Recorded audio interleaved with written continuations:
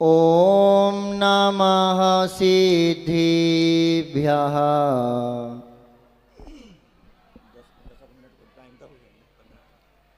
ॐ नमः सिद्धिभ्यः।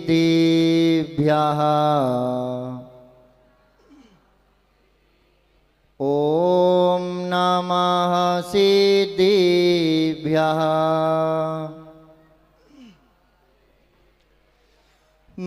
गुरु आपके तप की चर्चा आज विश्व में होती है, इंद्र सभा में भी तो तेरे ज्ञान की अर्चा होती है। राजाओं साधन वैभव पा गुरु आपने ठुकराया, तीन लोक में पूज्य मुनि पद गुरु आपने अपनाया। ऐसे ज्ञानी गुरुदेव का हमको मिला सहारा है, परम पूज्य आचार्य श्री को ससत नमन हमारा है। गुरुवारी विद्यासागर जी को ससत नमन हमारा है। गुरुवारी विराग सागर जी को सतसत नमन हमारा है। जय बोली कुंडलपुर के बड़े बाबा की, 1000 श्री चिंतामणि पार्श्वनाथ भगवान की, वर्तमान शासनक भगवान महावीर स्वामी की, संत शिरोमणि आचार्य गुरुदेव विद्यासागर जी महामुनिराज की, परम पूज्य सूर्य गच्छाचार्य गुरुदेव विराग सागर जी महाराज की, परम पूज्य जन संत उपाध्याय श्री 108 विरंजन सागर जी महाराज की, चतुर्विद संघ की, सभी के लिए जय जयनंदन। जो श्रावक श्राविका बाहर घूम रहे हैं उनसे निवेदन है कि आत्मा का कल्याण करना है तो धर्म सभा में उपस्थित हो जाइए। प्रवचन करने के पहले मैं आपको बता दूं, आज तक जितने भी पशु पक्षियों का कल्याण हुआ है बंधुओं, तो उन्होंने मात्र भगवान का नाम सुना है या नमोकार मंत्र सुना है और उनका कल्याण हो गया। जब नमोकार मंत्र सुन करके, भगवान का नाम सुन करके पशु पक्षी स्वर्ग के देव बन सकते हैं, तो साहगढ़ नगर के यदि भगवान की वाणी सुनेंगे तो अच्छे इंसान क्यों नहीं बनेंगे। आप लोगों ने महावीराष्टक तो पढ़ा ही होगा, उसमें चौथे नंबर का जो काव्य है मैं आपको सुनाता हूं। यदर्चा भावेने प्रमुदित मनादर दुरे, क्षणादासी स्वर्गी गुणगण समृद्धा सुख निधि, लभन्ते सद्भक्ता शिव सुख समाजम के मुतदा, महावीर स्वामी नयन पथगामी भवतु मे, महावीर स्वामी नयन पथगामी भवतु मे। यदर्चा भावेने, जिनकी अर्चना की भावना से एक मेंढक एक पंखुड़ी लेकर के जब भगवान महावीर स्वामी के दर्शन करने के लिए गया, अर्चना करने के लिए गया, तो रास्ते में राजा सैनिक आ रहे थे, उनके हाथी के पैर के नीचे आ गया और मर गया बेचारा, मर गया। और जैसे ही राजा सैनिक समूषण में पहुंचे तो वहां पर देखा कि एक देव के मुकुट में एक मेंढक का चिन्ह बना हुआ है और सबसे ज्यादा शक्तिशाली दिख रहा है, वैभवशाली दिख रहा है। जब भगवान महावीर स्वामी से पूछा कि हे भगवान, ये रिद्धिधारी देव कौन है, ये अलग क्यों दिख रहा है सब देवों में, तो भगवान महावीर स्वामी ने कहा, हे राजन, ये जैन भगवान की अर्चना की भाव से आ रहा था और असाता कर्म का उदय आया और आपके हाथी के पैर के नीचे आकर के मर गया। मर गया? बोले हाँ। बोले मर करके स्वर्ग का देव बन गया। तो राजा सैनिक कहते हैं कि भगवान, जब आपके चरणों में पुष्प नहीं समर्पण कर पाया तो स्वर्ग का देव कैसे बन गया। पहले आपके दर्शन करता, आपके चरणों में पुष्प चढ़ाता तो स्वर्ग मिलना चाहिए। उसने तो भावना भाई थी तो भी स्वर्ग का देव बन गए, ऐसा क्यों है। सुन रहे कि सो रहे? साहेगढ़ वालों, क्या कहा राजा सैनिक ने कि ना आपके दर्शन कर पाया, ना पुष्प चढ़ा पाया, भावना मात्र स्वर्ग का देव बन गया। तो भगवान महावीर स्वामी कहते, बंधुओं, जिसने भगवान के चरणों में जान समर्पित कर दी, पुष्प की क्या बात करते हो। जिसने भगवान के चरणों में अपनी जान समर्पित कर दी, ये पुष्प तो बहुत छोटी सी बात है बंधु। इसलिए जयंत भगवान की महिमा बताते हुए पंडित जी ने लिख दिया, यदर्चा भावे ने, जिनकी अर्चना के भाव से मेंढक स्वर्ग का देव बन सकता है, तो जो भगवान का सच्चा भक्त है वो भविष्य का भगवान बन जाए, इसमें कोई संदेह नहीं है। देखो, मैं उत्तर प्रदेश गया, फिरोजाबाद, कारंजा लाड़ गया, औरंगाबाद नासिक गया विधान कराने के लिए, और छत्तीसगढ़ दुर्ग गया, और दमोह सागर जबलपुर में तो कराता ही रहता हूं। तुम्हारे इधर पहली बार आया तो वहां के इतने समझदार श्रावक और श्राविका थे, कोई भी वक्ता अच्छी बात बोलता था तो ताली बजाकर समर्थन करते थे वो लोग। और फिर मैंने उनसे कहा कि देखो, जो धर्म सभा में ताली बजाता है उसको भविष्य में घर घर जाके नहीं बजानी पड़ती। सुन रहे कि सो रहे? और जो धर्म सभा में ताली नहीं बजाता, फिर भविष्य में उसको घर घर जाके बजानी पड़ती है। तो बताओ क्या करना है।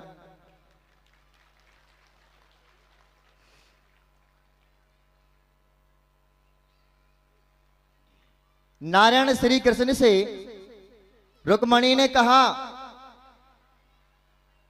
कि आप अपनी बांसुरी से इतना प्रेम क्यों करते हो, मुझ में क्या कमी है, संसार का कौन सा सुख है जो मैं आपको नहीं दे पा रही। आप तो बांसुरी से इतना प्रेम करते हैं कि जब आप सोते हैं तो सिराने रख के सोते हैं बांसुरी को, चलते हैं तो कमर में बांध के चलते हो, और बजाते हो तो मुख पे रख करके बजाते हो। इतना प्रेम क्यों बांसुरी से, मुझसे क्यों नहीं है। तो नारायण श्री कृष्ण ने कहा कि रुक्मणी, इस बांसुरी में 3 गुण हुआ करते हैं। कितने? 3 गुण होते हैं, वो गुण महिलाओं में नहीं होते। सुनना चाहते आप लोग? पहला गुण ये है कि बांसुरी कभी बिना बुलाए नहीं बोलती, बांसुरी कभी बिना बुलाए नहीं बोलती है, और महिलाएं बिना बोले रहती नहीं है। और दूसरा गुण यह है बांसुरी में, उसमें गांठ नहीं होती। क्या नहीं होती? गांठ। जिसमें गांठ होती उसको बांस कहते हैं। क्या कहते हैं? बांस।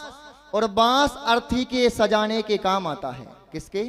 अर्थी को सजाने के काम आता है। इसलिए बंधु, जिसके जीवन में लड़ाई झगड़ा बुराइयों की गांठ बंधी है ना, उसकी कीमत बांसुरी के बराबर नहीं, बांस के बराबर है। किसके? बांस के बराबर। और तीसरा गुण ये है बांसुरी में, जब भी बोलती है बहुत मीठा और मधुर बोलती है। कैसा बोलती है? बहुत मीठा और मधुर। और महिलाएं खूब लड़ी मर्दानी, वो तो झांसी वाली रानी थी। सायगढ़ की महिलाओं की बात नहीं कर रहे, तुम्हारी तो दूसरे गांव में कर रहे हैं। आप लोग एक प्रश्न का उत्तर दे दो, शादी के कार्ड में सौरछी क्यों लिखा जाता है? आपने देखा होगा, जब कोई निमंत्रण देने आता है तो दुल्हन के नाम के आगे 100 लिखा जाता है, और दूल्हा के नाम के आगे ची लिखा जाता है। ची यानी चिरंजीव, 100 यानी सौभाग्यवती। पर वर्तमान प्रेजेंट में इसका अर्थ बदल गया। जब पत्नी अपनी पति को 100 सुनाती तो पति चीनी करता, चुपचाप रहता है।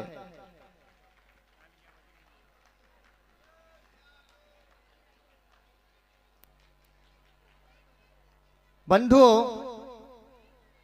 आज आपने दोपहर में भगवान की दीक्षा देखी और मैंने भी देखी। जब हमारा हजारों वर्षों का पुण्य उदय में आता है तो एलक छुल्लक आरिका माता जी की दीक्षा देखने का सौभाग्य मिलता है।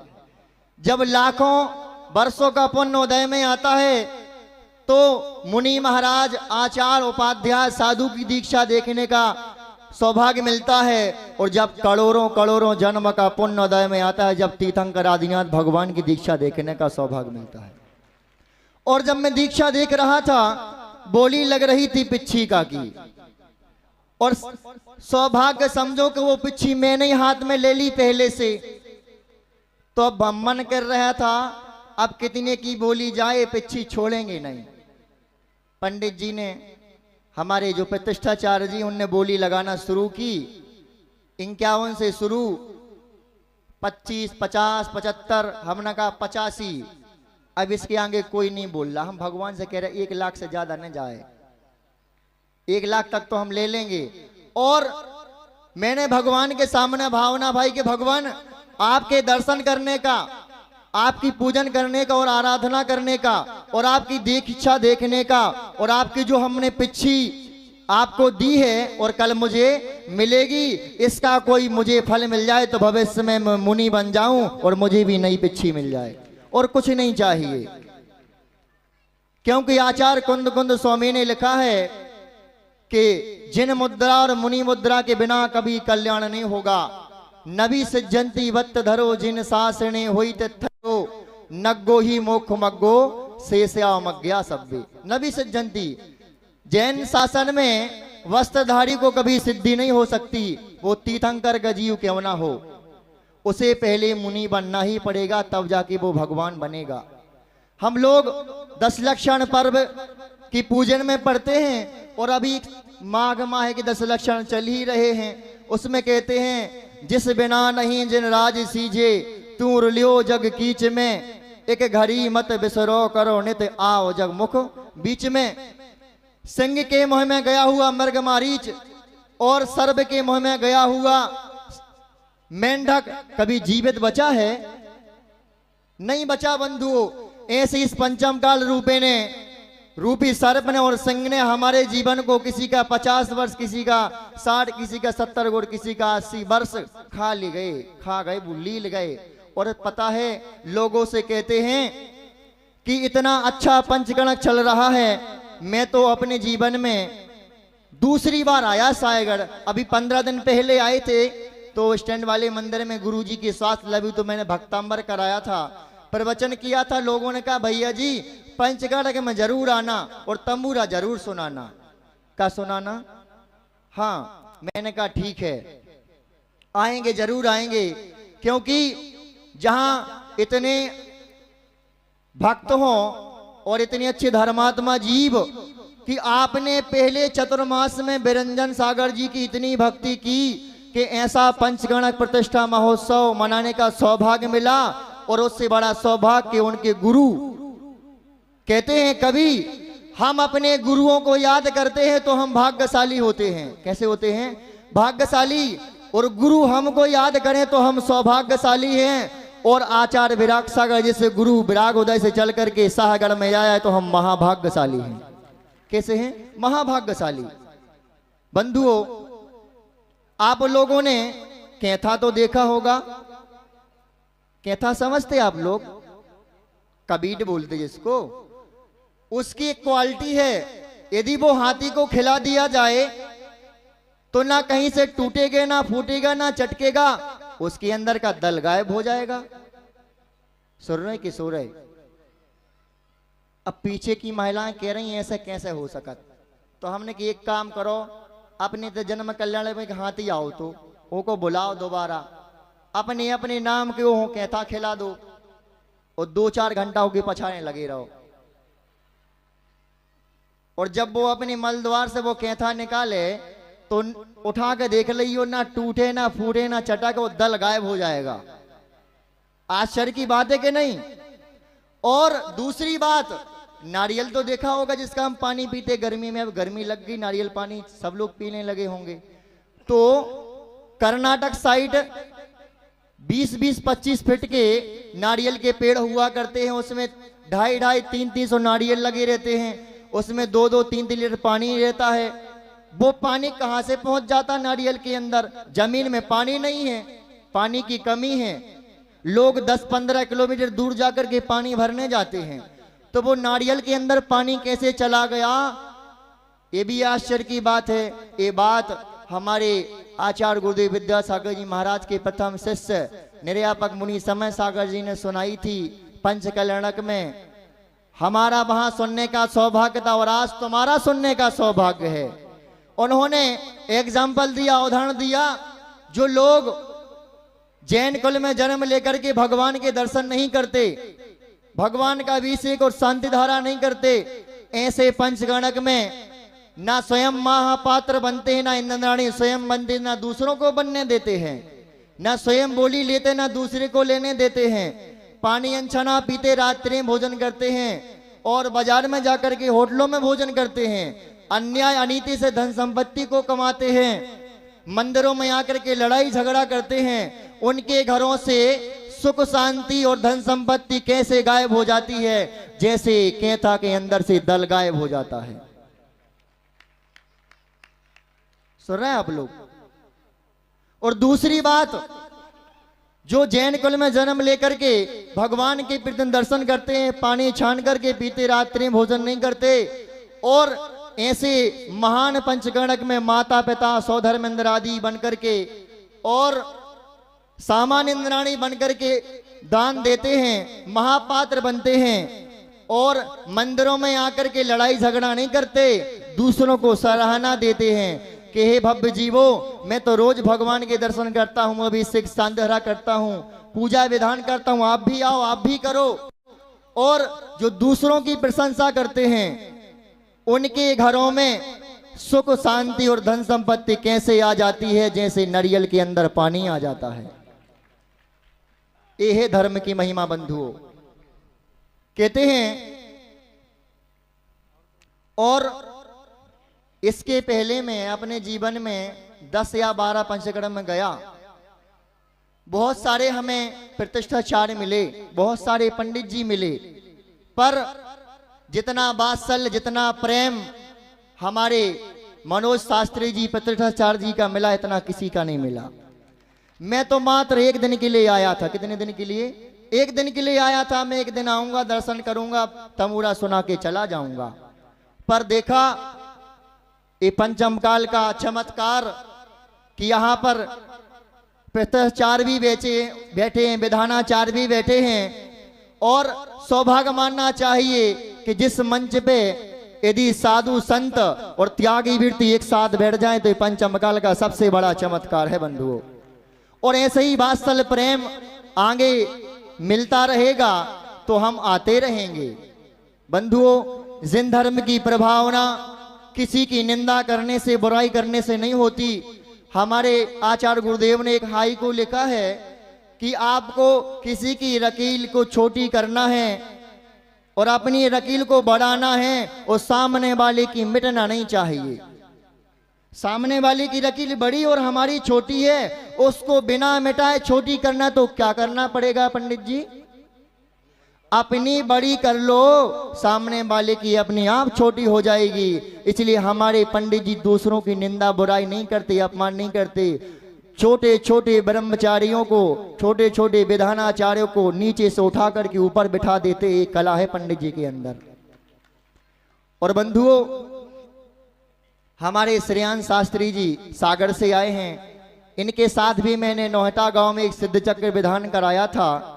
तब से इनकी भावना थी कि भैया जी कभी आप आना पंचकर्णक में कोई विधान में। इनका भी वात्सल्य, इनका भी प्रेम हमें बहुत मिला। और बंधुओं, जहां पर प्रेम बढ़ता है वहां पर भले ही नहीं बुलाया जाए, भले ही नहीं कहा जाए, दौड़ करके आना चाहिए।